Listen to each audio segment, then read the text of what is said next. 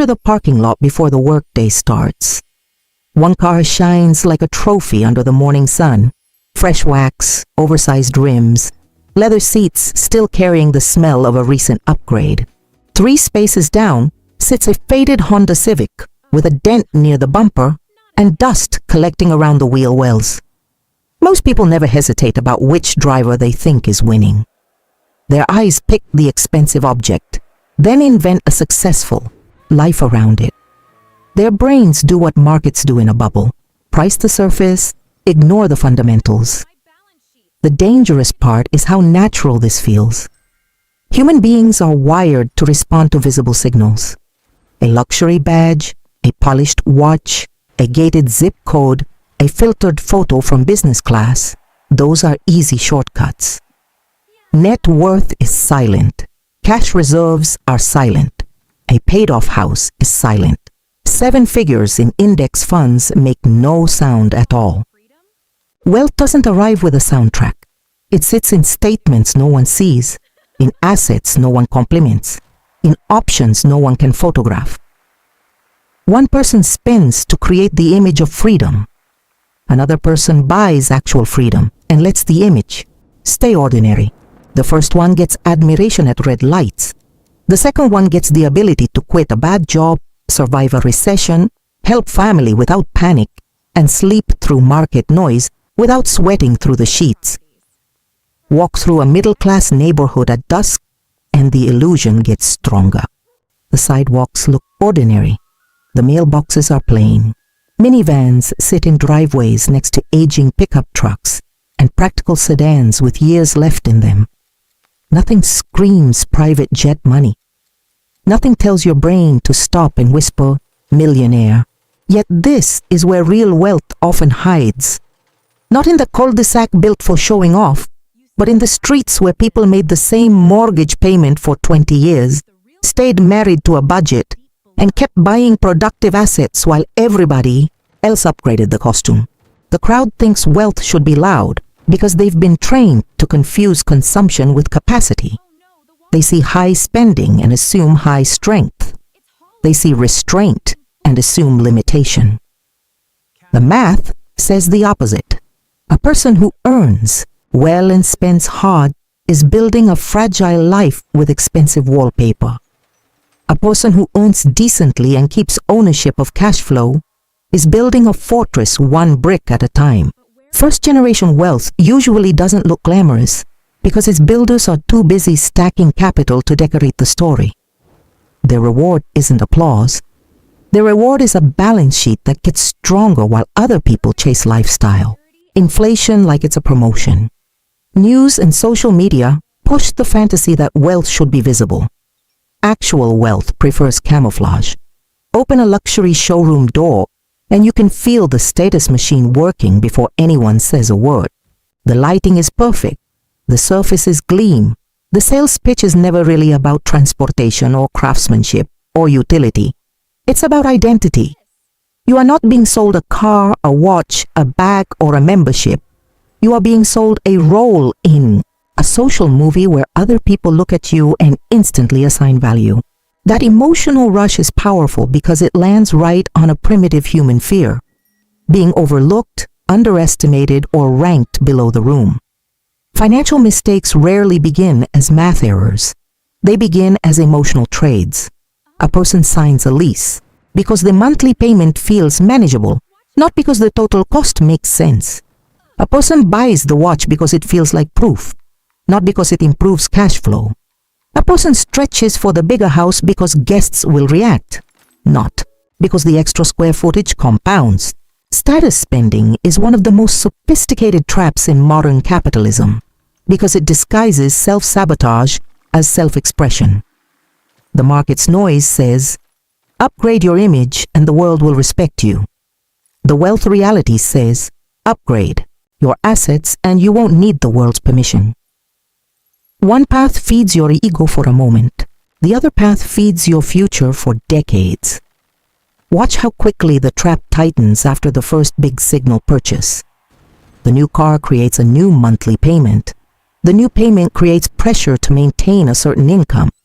The pressure changes how you negotiate, how long you stay in a bad job, how much risk you can take, and how honest you can be with yourself. Freedom shrinks quietly. Nobody feels this on delivery day when the keys hit the palm and the dashboard lights up like a casino. The pain arrives later in recurring form.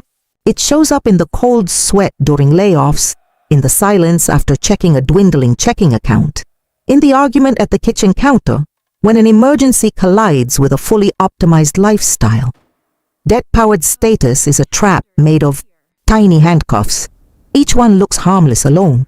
Together they control your time. The crowd sees the car and thinks success. The owner sees the due date and knows better.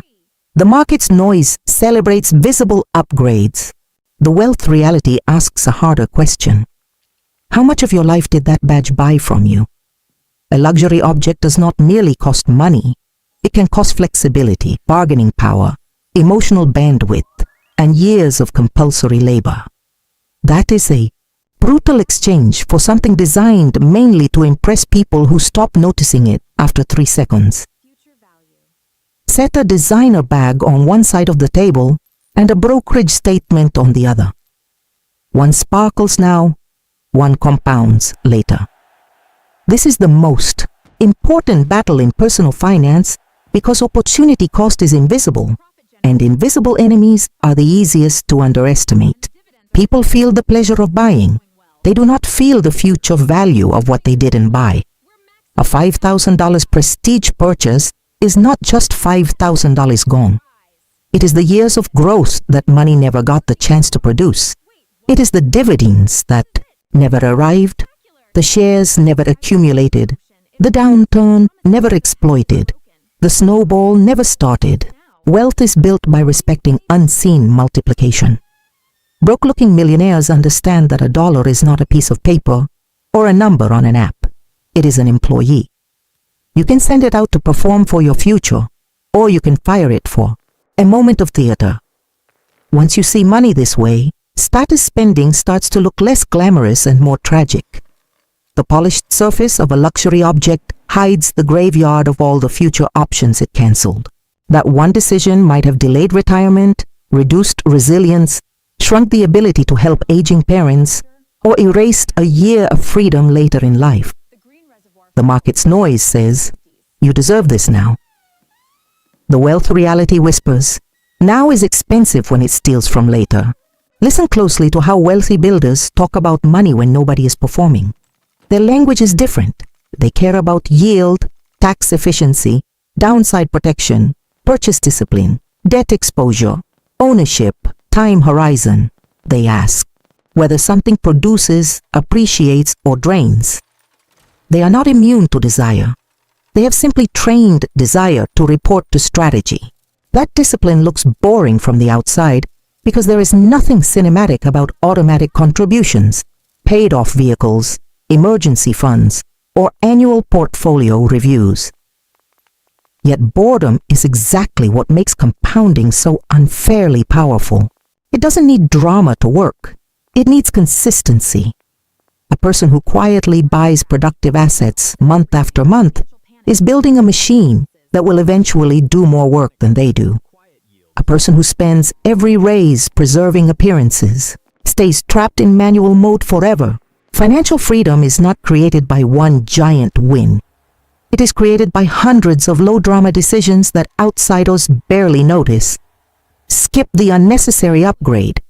Keep the serviceable car. Reinvest the surplus. Ignore the social pressure. Repeat. The headlines chase excitement because excitement sells. Wealth usually grows in silence while no one is watching. Imagine 2 households with the same income. One family celebrates every raise with a visible lifestyle leap. Bigger car, nicer.